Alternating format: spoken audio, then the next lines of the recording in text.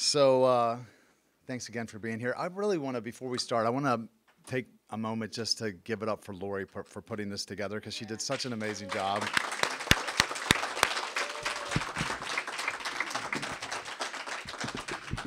Great, awesome. All right, so what do you think the most common regret is of people that are coming to the end of their life? Does anybody want to take a stab at it? That's actually it. The number one regret of people on their deathbed is, I wish I had the courage to live a life true to myself and not the life that others expected of me. There was a book called The Top 5 Regrets of the Dying. It was an Australian nurse named Bronnie Wares, and she spent 3 years with patients in their last 12 weeks of life, and that was the number one regret for people. And I was thinking about it as I prepared a speech. I was like, I wonder why that is. You know, was it complacency? Maybe they thought they'd have more time, you know, and you just kind of drift along. Maybe they didn't know. Maybe they never took the time to come to a retreat like this, you know, or meet with a life coach. Or maybe it was just fear, you know, because it said they wish they had the courage. So that leads me to believe that they were just afraid. But Steve Jobs said, oh, and how do I just let you know? That was the first one. We can just go to the second one. Steve Jobs had a quote before he died. He said, "Your work is going to fill a large part of your life, and the only way to be truly satisfied is to do what you believe is great work. And the only way to do great work is to love what you do. If you haven't found it yet, keep looking. Don't settle. As with all matters of the heart, you will know it when you find it." So, and Confucius actually had a similar quote. He said, it says, find a job you love and you will never work a day in your life. So it sounds easy, right? Just to kind of do what you love, but how do you find what that is? How do you figure out what your purpose is? Because it's not something necessarily that you just trip over or that comes to you. And I believe it all starts with vision. So the Bible says, where there's no vision, the people perish. There's a verse. And do people literally die? They don't literally die if you don't have a vision, but there's a book that I'm reading now called Chase the Lion. Thank you, Jenna Hornick, for buying that for me. And it says, Mark Batterson says, we don't die when our hearts stop beating. We die when our hearts stop skipping a beat in pursuit of our dreams. He goes on to write, at the end of our lives, our greatest regrets will be the God-ordained opportunities we left on the table, the God-given passions we didn't pursue, and the God-sized dreams we didn't go after because we let fear dictate our decisions. Sounds a lot like Bronnie Ware's discovery. After I became a Christian back in 2000, I would drive downtown through Baltimore, and I would see old buildings, and I would look at them and go, man, that would make a great nightclub. And I would go, what is wrong with you? You got to stop thinking like that. You're a Christian now. You can't think like that.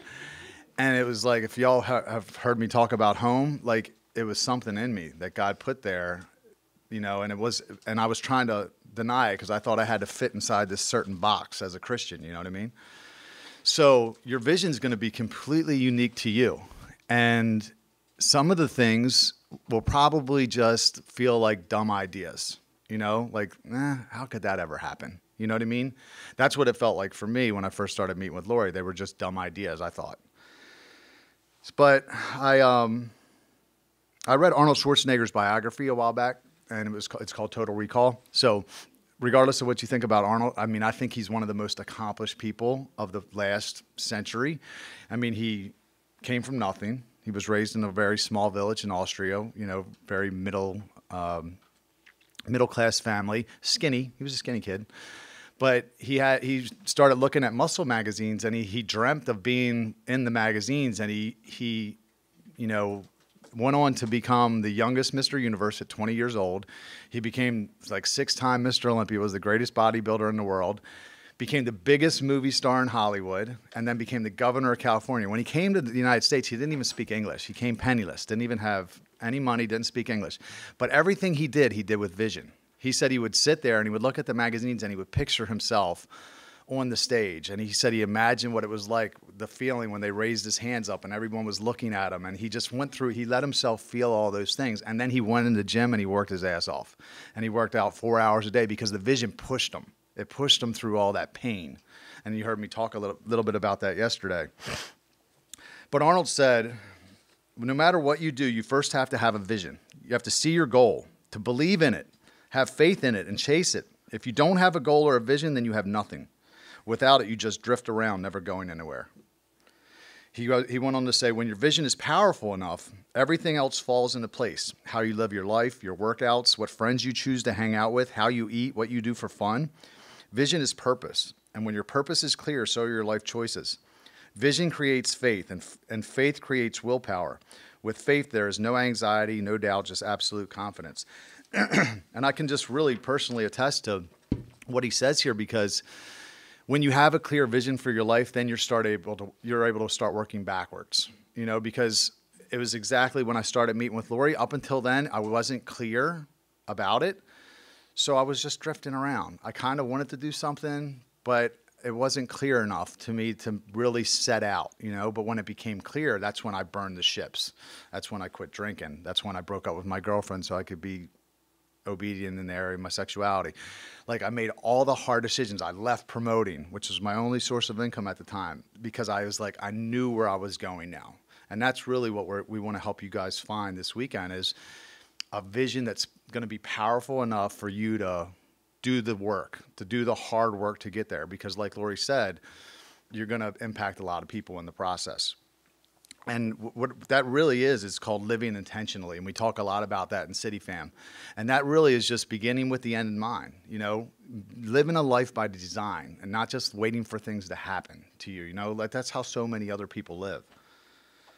So this weekend, you're going to get a clearer picture of why you're here, and you're going to be challenged to create that life.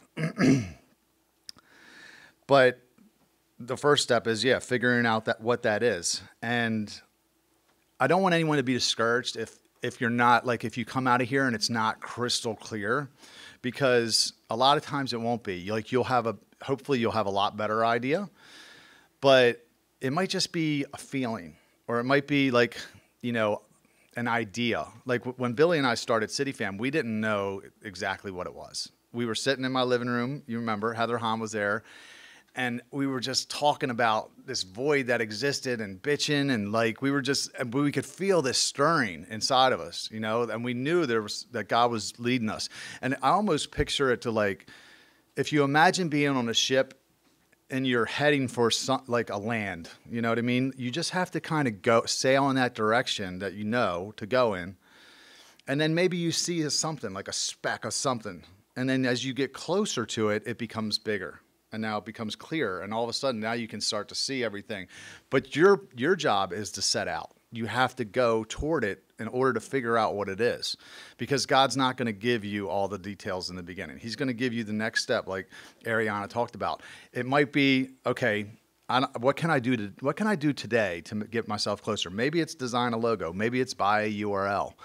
Maybe it's make a phone call to somebody. It just could be a really small step. But if you keep taking those small steps, all of a sudden, you're somewhere and you're looking around going, man, I can't even believe we're here, And that's kind of what has been our journey for the last 5 years. It's just always trying to figure out, what is that next small step? But, sorry, I lost my train of thought. Once you have an idea of what that is, that vision for your life is, you have to jump. There's going to be a point in your life, and I love the Steve Harvey video. Maybe we'll show it. But you have to set out. You're going to have to take a risk. I believe that all vision requires you to risk something. Now, maybe your vision isn't to start a business. Maybe you don't want to leave your job, and that's okay. But there's almost always going to be a risk involved, because God uses uncertainty to build your faith. Without uncertainty, there's no need for faith. So there comes a point where you just got to take a shot, and that's what really grows it. There's nothing wrong with working a 9 to 5 if that's what you want to do. If you want to stay in your job, there's nothing wrong with it. If that's your choice, not because you're afraid. If you decide to stay, working a job, that's fine. Maybe you just want to get a supervisor position at your job. But it's still going to require you to go the extra mile. You're going to have to work longer hours. You might have to do some weekends. You're going to have to do more than is required of you without a guarantee. Because I think the trap is for people is to give just enough. Like, people do their 8 hours. A lot of people aren't happy in their jobs, and then they go home and they watch TV. because they're tired. They're tired from giving their 8 hours. They're not doing anything extra for their dreams or even to maybe get that supervisor position. So they just stay in their rut.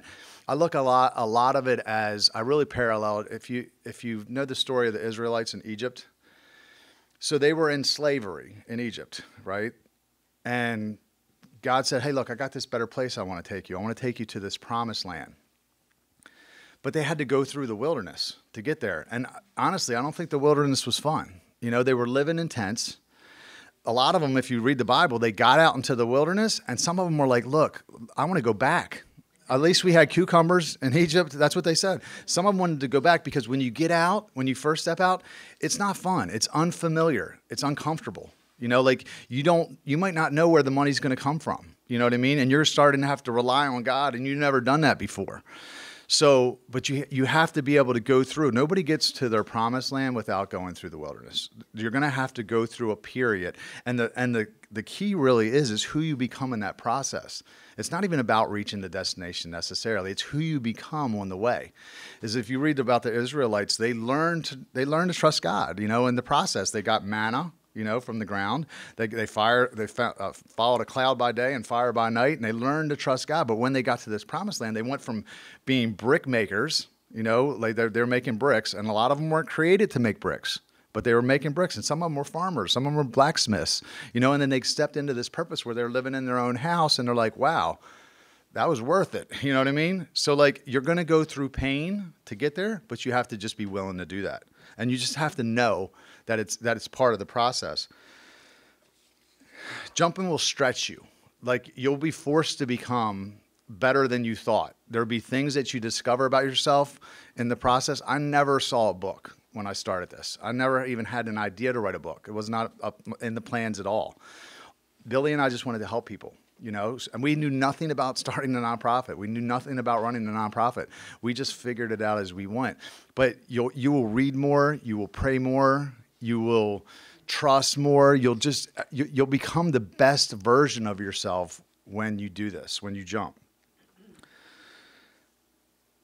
Like I said, there'll be periods of time where you're working far harder than you're being compensated for, or even far harder than the results are showing you. Billy and I would be in the gym sometimes, and we'd be like, what's the effing point? Seriously, we would look at each other, and those were our exact words. I would say, what's the fucking point? What's the fucking point in doing the right thing? Because nothing is happening. There's no girl. There's no, like, we're barely getting any results. Like, there's hardly anybody coming. We got all these people problems. We're not even getting paid. And we're, like, just bitching to each other going, what's the point, you know? But we knew there was something inside of us that was telling us this was the right thing and to keep going. So we just stuck it out. And I think about it. I'm like, you know, the Bible says, actually, there's a verse that says, let us not become weary in doing good, for at the proper time we will reap a harvest if we don't give up. I hung on to that verse because I was like, sooner or later, God's going to show up if we just stay faithful. And we just kept putting in the work. And I think back and I'm like, can you imagine if Lori or Stefan never pursued their dreams? As many people as they're impacting. There was a story, Stefan, you know, he shared yesterday where he was crying. You know, he was broke, doing what he thought God called him to do, and nothing was happening. And he got to the point where he cried to God, and you know, things not long after that started to change. Lori talks about where she was working at an HVAC company. You know, God called her to do some great work, start a church, whatever, but then she, you know, put her over here working admin at some company that she didn't like. She said she used to cry going into work every day, you know, but that's all part of the process. It's all part of the journey. So one thing you're going to need is you're going to need perseverance if you're going to make it. Not only are you going to have to jump, but you're going to need perseverance. Actually, the Bible says that suffering produces perseverance, and perseverance produces character, and character produces hope. And I believe it goes in that order because, you know, what's the hope for? I believe that the hope is the deliverance of the promise, but now you'll have the character to support the promise. Because if God would have given me what I wanted 18, 19 years ago when I thought it was going to happen, I would have blew it. I would have made a mess because I didn't have the character to support it. I had to go through the wilderness to build up the ability to have the promise. And you're going to have, another thing that I feel like I need to mention is you have to be willing to sacrifice. Like, you have to be willing to take a step back temporarily in order to take several steps forward. So Billy talked a little bit about my financial situation yesterday. I haven't had cable in 7 years. I haven't had health insurance in 7 years. I live in a house with a guy I went to high school with that lets me stay in a room for free. I drove a borrowed vehicle for about a year and a half, and now I'm driving a vehicle, a 97 Tercel that my uncle gave me. Like, I burned the ships, and I'm like, look, I'll do whatever it takes to get there because I need the time to focus on City Fam and write the book and do the study guide and everything that I wanted to do. And I can't chase money.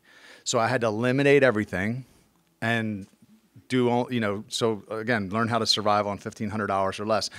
So you have to be willing to go through that. Now, you don't have to go to the extreme that I do because few people will. I don't think that people will do that. And I'm not saying don't have health insurance because that's probably not smart. But you have to be willing to make some sacrifices. Very, very rarely are you going to be able to just keep everything the way that it is. Now, you can do that. I love Gary Vaynerchuk where he talks about work after you get off of work.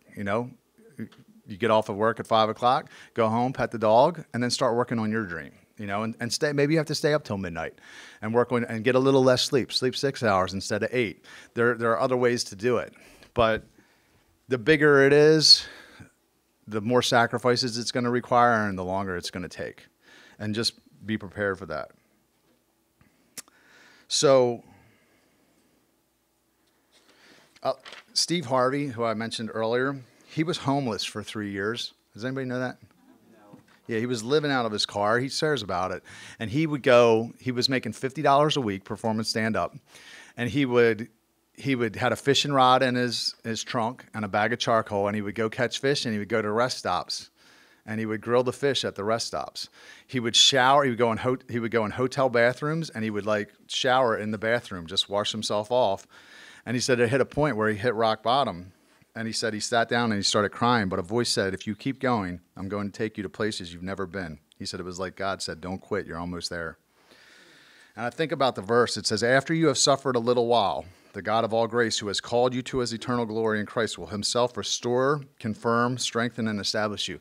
So there is going to be a point of suffering, and you have to understand. I just feel like if you know that going in, when it happens, you don't get surprised. But there's a difference in suffering for chasing your dreams and for not chasing your dreams. Because I think that either way, you're going to suffer. You know what I mean? Because if you stay in a job you hate, you're going to suffer, but it's going to be in a different way, and it's going to hurt a lot worse, and it's going to be a lot more drug out. I'd rather suffer chasing my dreams than suffer and staying in a place that I don't want to be, staying in Egypt. You know what I mean? I'd rather suffer in the wilderness on the way to the promised land. I love this quote and this is probably the point really that's kept me going, is the fact that I have a relationship with God. Because if I didn't, I probably would have quit myself. But I just knew that I was supposed to be here. I knew what I was doing was important, and that God had called me to it. And I got to the point where I was like, even if I die trying, at least I won't have regret, But I did believe that the breakthrough was going to come, and that's where I believe, that it's important to have a faith in something bigger than yourself, because that desire that's in you didn't come from you. You know what I mean? Whatever that idea is, or that stirring, whatever it is that's calling you to do something, it's not from you. That's what you're here for, and God's trying to pull something out of you in the process. So even, again, if you don't have that relationship with him, just trust that it didn't come from you, that there is something, that you are part of something bigger than yourself, and trust that inner voice, that gut instinct, that feeling, again, not your head, because your perspective is very limited. You're going to see certain things, and if you go off your head, you'll quit very easily because things aren't adding up.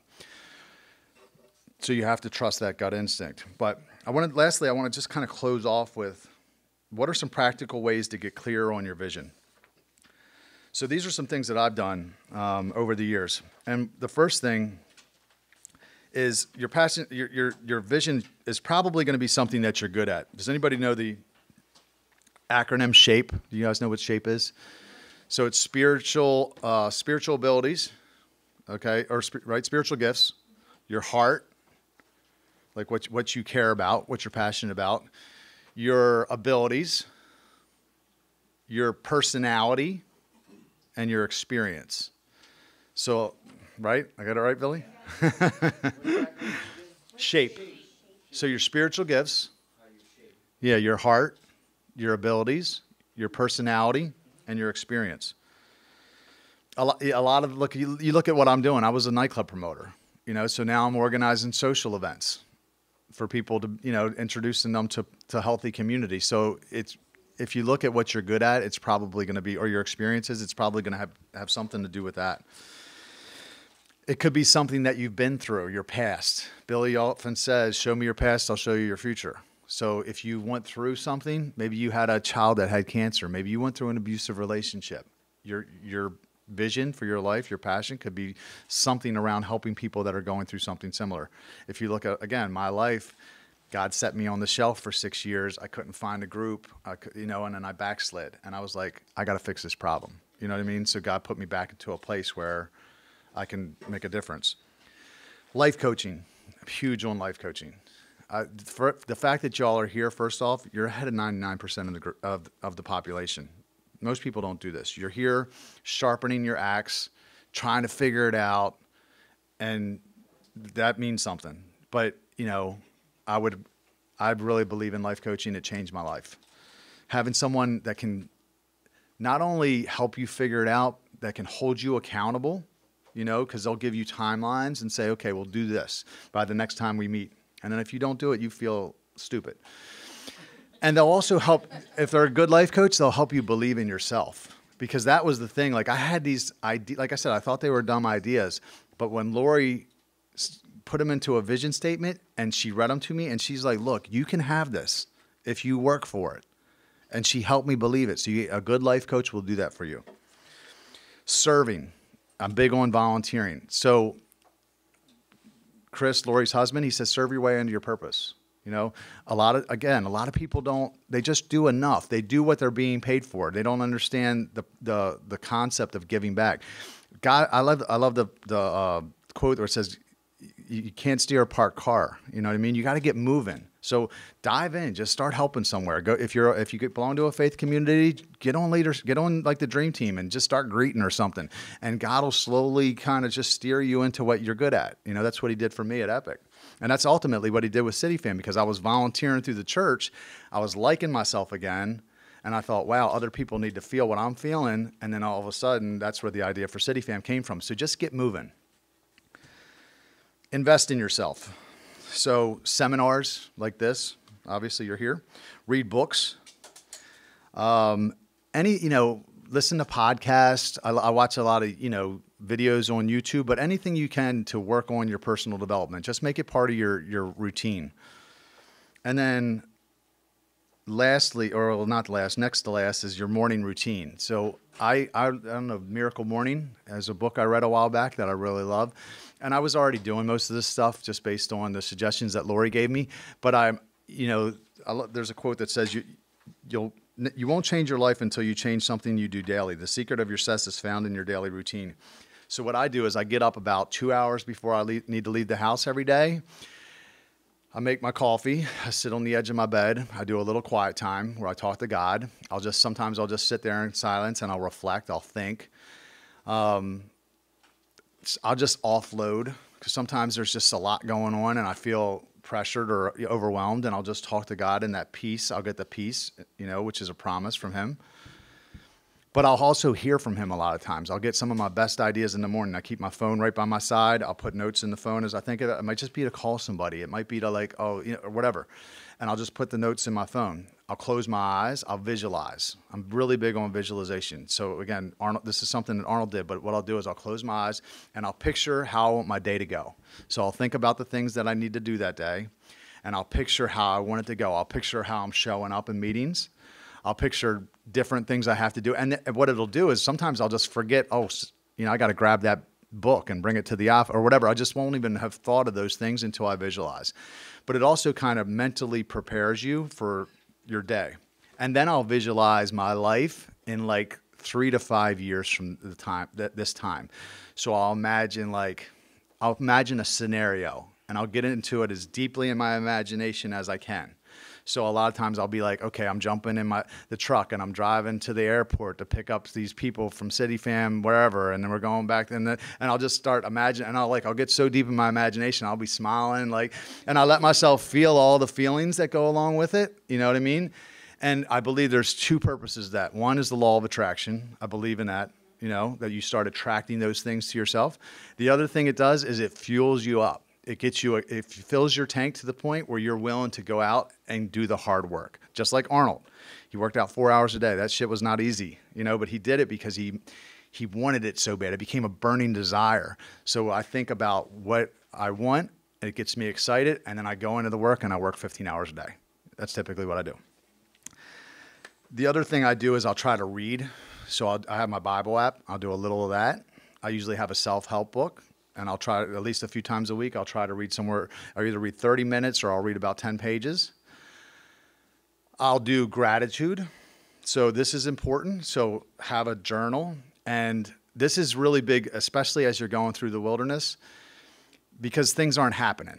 You know what I mean? And it's easy to get depressed, and it'll be easy to quit. So what and just get into a negative mind state where you're just like, you know what I mean? So I'll write out 10 things that I'm grateful for. And what that does for me is it retrains my mind to start looking for things to be grateful for. So a lot of times I won't even think of the thing, but then because I'm forcing my mind to look for them, then I'll get to work and I'll be like, oh yeah, I am pretty grateful that the coffee maker is closer to my new office, and I'll just start remembering things, and then it's, you know what I mean? So gratitude is huge. Affirmations is something I kind of got away from, that I was part of my routine, that I'm going to get back in, which is statements like I'm great at remembering names. Even if you suck at remembering names, you say that enough times, and guess what? You'll start remembering names. I wake up early every morning, excited to tackle the day and leave my mark on the world. You say that, guess what? You're less tempted to hit that snooze button after a while. You know what I mean? So you start saying these affirmations and you start programming your mind. So I love affirmations. And then I exercise, typically. I usually try to exercise 3 to 4 times a week minimum. And that, for me, I'm never sorry that I went. I usually don't like it. Honestly, people they think I like it. I don't like it. I don't like working out. I don't. It's a means to an end. I hate gasping for air at 5:45 in the morning. Corliss, it's usually me and her there. And Ariana sometimes now, but she's going to 7 since she got married. Anyway, no, but exercise is really good for in addition to all the endorphins and all that, it's just that feeling of accomplishment, to know you pushed yourself and you did the hard stuff, and to get it, for me, it's to get it out of the way in the morning so it's not hanging over my head all day.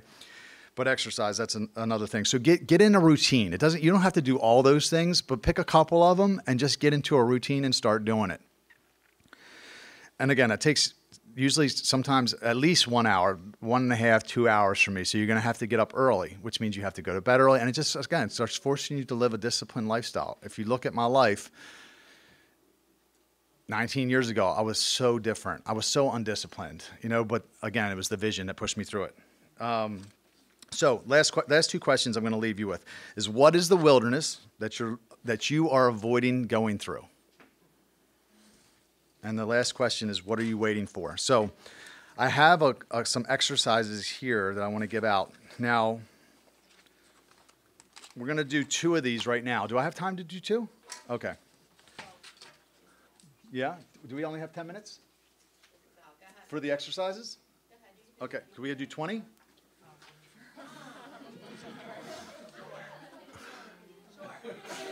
I didn't know. All right. All right, so look, we're gonna read these real quick, and then we're gonna spend 20 minutes. We're gonna spend 20 minutes, and we're gonna do 2 of them. The other 2 I want you to do on your own time. It doesn't have to be before tomorrow morning, but sometime I want you to do them. Sometime I want you to do them. Let's say by the end of the month. Is that fair? Okay. All right. So I'm gonna read the first one, and I'm gonna have somebody read the second one. Okay.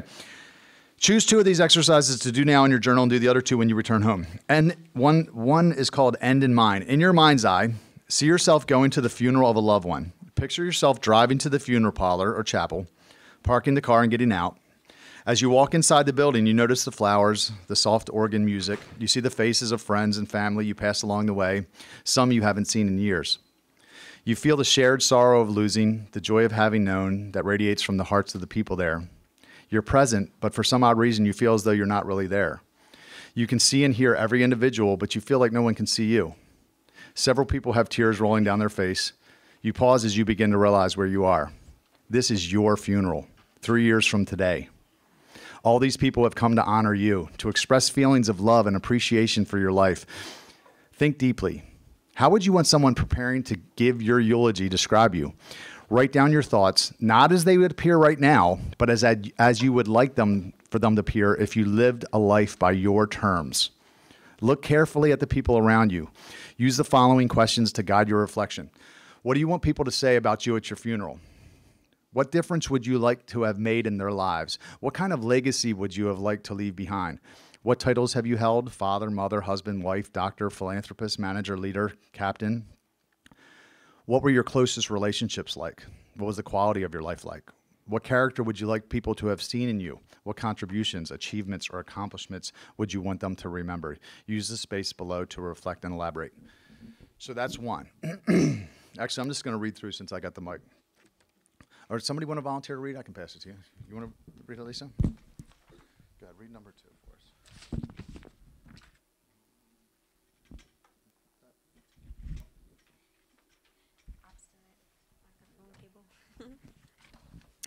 Okay. Year letter, ideal scene. Project yourself forward. Write a letter to yourself, only this time it's not your funeral. It is 1 year from now, and you are living your ideal life. Write it to yourself using as many details as you possibly can about the next 365 days. What does it look like to you? How do you fill your days, and what do you do with your time? Where do you live, and where do you spend your time? Who do you surround yourself with, and what kinds of people do you associate with? What is your pace like? What kind of schedule are you on? Include the people you met, the places you saw, and the accomplishments you achieved, and anything in between. By writing this out, you are triggering your thoughts about what you want the next year to look like for you. Not only are you building expectation and being more intentional about the way you want your year to turn out, but you're creating a way to check on your progress throughout the year and see if you're keeping up with the year you set out to live. Be intentional. Thought and affirmation creates action. Awesome. Okay, so the first one's a little morbid, so if you don't want to do that, you don't have to. Let's go on to number 3. Can you read it? No. No. Let's get you outside of your comfort zone. Oh my gosh. Ideal schedule. Grab your paper and pen. Seclude yourself somewhere quiet. Close your eyes. Imagine your ideal day. Imagine a day that would be perfect if you represented it your usual days. Not a vacation day, just a regular day. Average day if your schedule were ideal. Spend a few minutes visualizing such a day would look like and feel like. Once your ideal schedule begins to become clear, write it down. What's it like in the present tense and in detail? From getting up in the morning to going to sleep at night. I might say, for instance, I wake up at 5:30 already in my gym clothes. I grab a piece of fruit, hop on my bike, and ride to the gym. I do an hour of CrossFit. I ride home, grab a dog, and take for a walk. When we get back to the house at around 8:30, I spend 4 hours writing in my next book. And so on. As you write about your ideal day, think about the following. What's the first thing you do when you wake up? What do you have for breakfast? Do you make it for yourself, or does someone bring it to you? Do you take a long bath, or do you take a cold, bracing shower? What clothes do you wear? How do you spend your morning? How do you spend your afternoon? How do you spend your evening? At each each time of the day, are you indoors or outdoors? Quiet or active? With people or alone? As you envision your ideal schedule, focus on what, where, and who. What are you doing? What kind of work? What kind of play? Don't limit yourself. If you like to sing or sail but don't know how, it's a fantasy, you should know how. Where are you? What kind of place, space, and situation? Are you on a farm or in rural England? In a New York office building or on a sailboat in the South Pacific? In a fully equipped workshop? Again, you're not on vacation. You're imagining a normal day, but an ideal day. Where are you? Who are you with? Who do you work with? Who do you live with? Who do you talk with? Who do you sleep with? Maybe it's the same people you work and sleep with already. Maybe it's somebody else. Let's imagine go. Let your imagination go. Don't put down only what you think is possible. Put down the kind of day you'd like to live if you had absolute freedom, unlimited means, and all the powers and skills you'd ever wished for. That was awesome. Thank you.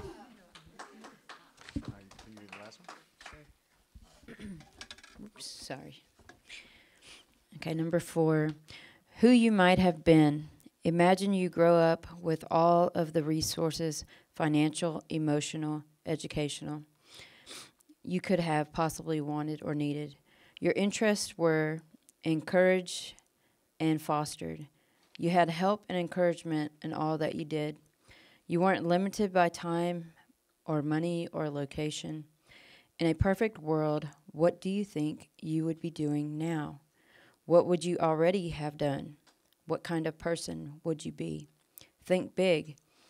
Be as extravagant and far-fetched as you'd like. What's the one big dream you would have pursued if everything had gone your way? If you really would have wanted to become president, then say you'd be president. If you would have become a movie star, say you'd be a movie star. Don't hold back. Let your imagination fly free in whatever direction it desires. Don't pull any punches. Answer truthfully. Describe what this ideal life might look like. Awesome. Thank you. All right, so we're going to take about 7-8 minutes per exercise. We can do 2. We have about 15 minutes. Is that okay? Okay. Should take about 7 or 8 minutes. Normally, it would probably take a little longer than this if you really want to flesh it out, and you can do that on your own time. But this is going to give you a pretty good idea of what you're passionate about. So let's take a moment to do that.